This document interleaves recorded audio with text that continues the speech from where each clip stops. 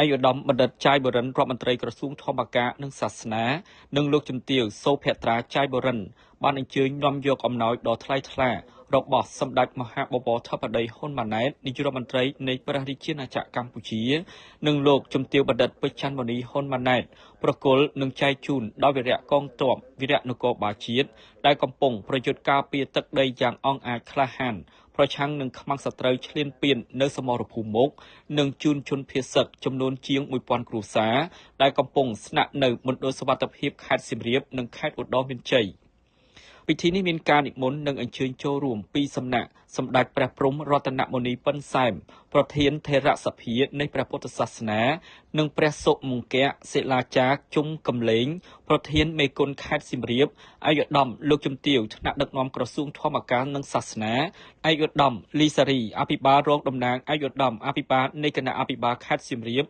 ឯកឧត្តមអ៊ុនសុភ័ក្រអភិបាលរងតំណាងឯកឧត្តមអភិបាលនៃគណៈអភិបាលខេត្តឧត្តរមានជ័យថ្នាក់ដឹកនាំមន្ត្រីរាជការក្រសួងធម្មការនិងសាសនានិងអង្គញាឡុងណាលីប្រធានក្រុមប្រឹក្សាភិបាលក្រុមហ៊ុនយិនផារ៉ាដៃព្រមទាំងអាជ្ញាធរមូលដ្ឋាន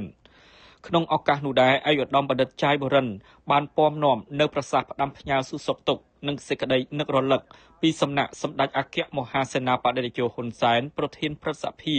សម្ដេចគតិព្រះបណ្ឌិតប៊ុនរ៉ានីហ៊ុនសែនសម្ដេចមហាបវរធិបតីហ៊ុនម៉ាណែតនាយករដ្ឋមន្ត្រីនៃព្រះរាជាណាចក្រកម្ពុជានិងលោកជំទាវបណ្ឌិតពេជ្រច័ន្ទមុនីហ៊ុនម៉ាណែតជូនចំពោះវីរៈកងទ័ពវីរៈនគរបាលជាតិដែលកំពុងប្រយុទ្ធតតាំងយ៉ាងអង់អាចក្លាហានជាមួយនឹងខ្មាំងសត្រូវឈ្លានពាននៅសមរភូមិមុខជូនលោកតាលោកយាយស្ត្រីមានផ្ទៃពោះជនពិការអ៊ំពូមីងបងប្អូនជនភៀសសឹកទាំងអស់ដែលជានិច្ចការសម្ដេចនិងលោកជំទាវបណ្ឌិតតែងតែគិតគូរទុកដាក់ជាប្រចាំពីសុខទុក្ខនិងជីវភាពរស់នៅរបស់វីរៈកងទ័ពវីរៈនគរបាលជាតិនិងបងប្អូនគ្រប់ពេលវេលា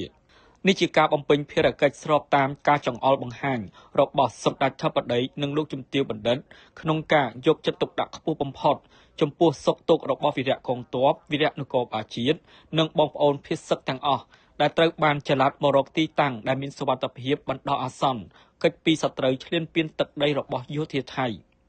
ឯកឧត្តមបណ្ឌិតរដ្ឋមន្ត្រីក៏បានគោរពថ្លែងអំណរគុណនិងដឹងគុណដល់វីរៈកងទ័ពវីរៈនគរបាលជាតិជួរមុខកម្ពុជា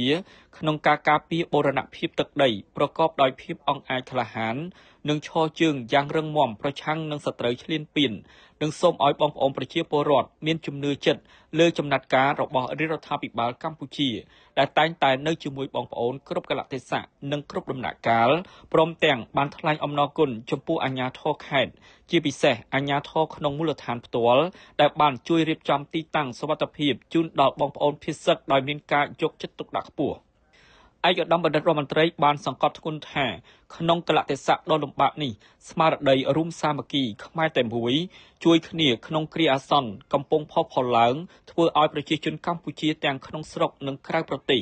រួមគ្នាជាកម្លាំងសាមគ្គីជាតិដ៏រឹងមាំចូលរួមបរិច្ចាគនិងឧបត្ថម្ភនៅស្បៀងអាហារនិងសម្ភារៈប្រើប្រាស់ជូនដល់វីរៈកងទ័ពវីរៈនគរបាលជាតិដែលកំពុងឈរជើងនៅសមរភូមិជួរមុខនិងគ្រួសារវីរៈកងទ័ពវីរៈនគរបាលជាតិព្រមទាំងបងប្អូនជនភៀសសឹក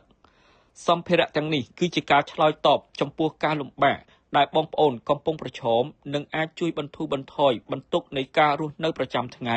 របស់បងប្អូនជាបណ្ដោះអាសន្នបានមួយចំណែកផងដែរទន្ទឹមនឹងនោះឯកឧត្តមបណ្ឌិតរដ្ឋមន្ត្រីបានអំពាវនាវដល់បងប្អូនទាំងអស់ត្រូវរួមគ្នាជាធ្លុងមួយយ៉ាងរឹងមាំនិងបន្តជឿជាក់លើសម្ដេចតេជោហ៊ុនសែនប្រធានព្រឹទ្ធសភានិងសម្ដេចធិបតីហ៊ុនម៉ាណែតនាយករដ្ឋមន្ត្រីនិងថ្នាក់ដឹកនាំកម្ពុជាជាច្រើនរូបទៀតនិងជឿជាក់លើវីរៈកងទ័ពវីរៈនគរបាលជាតិជួរមុខដ៏អង់អាចក្លាហានក្នុងការការពារបូរណភាពទឹកដីនិងដែនអធិបតេយ្យភាពកម្ពុជាពីការឈ្លានពានរបស់ចៅសៀមក្នុងឱកាសនោះដែរឯកឧត្តមបណ្ឌិតរដ្ឋមន្ត្រីក៏សូមសម្ដែងការគោរពដឹងគុណនូបការៈគុណដ៏ខ្ពង់ខ្ពស់គោរពជូនសម្ដេចតេជោប្រធានព្រឹទ្ធសភារួមជាមួយសម្ដេចធិបតីនាយករដ្ឋមន្ត្រីនិងអិសរាជជនកម្ពុជារបស់ជាតិដែលតែងតែរួមសុខរួមទុក្ខជាមួយប្រជាពលរដ្ឋគ្រប់រូបនៅគ្រប់កលៈទេសៈនិងគ្រប់ពេលវេលាដោយមិនទុកពលរដ្ឋណាគ្រួសារណាឬយោធាណាឲ្យនៅឯកានោះឡើយព្រមទាំងបដិញ្ញាការពារអធិបតេយ្យភាពជាតិបូរណភាពទឹកដីដើម្បីបុព្វហេតុជាតិមាតុភូមិនិងប្រជាជនកម្ពុជាទោះក្នុងតម្លៃណាក៏ដោយ